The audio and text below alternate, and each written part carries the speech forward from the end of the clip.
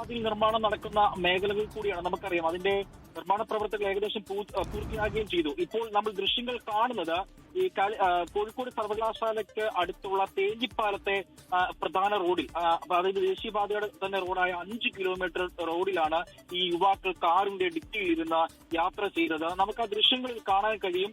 Alto കാറിൽ ഇരുന്നു കൊണ്ടാണ് യുവാക്കൾ ഇത്തരത്തിൽ യാത്ര ചെയ്തത്. ഉച്ചയ്ക്ക് 2 മണിയോട് കൂടിയാണ് ഇവർ യാത്ര ചെയ്തത്. തൊട്ട് പിന്നാലെ എത്തിയ കാറിലെ മറ്റു യാത്രക്കാരാണ് ഇത്തരത്തിൽ ഈ ദൃശ്യങ്ങൾ പകർത്തിയത്.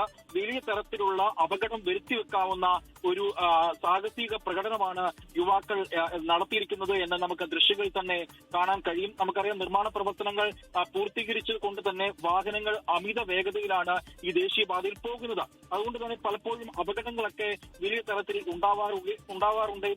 അപ്പോൾ അതെല്ലാം തന്നെയും നിയമലംഘനങ്ങൾ പൊതുസമൂഹത്തിന്റെ മുന്നിൽ വെച്ച് തന്നെ വലിയ തരത്തിലുള്ള നിയമലംഘനങ്ങളാണ് യുവാക്കൾ നടത്തിയിരിക്കുന്നത്.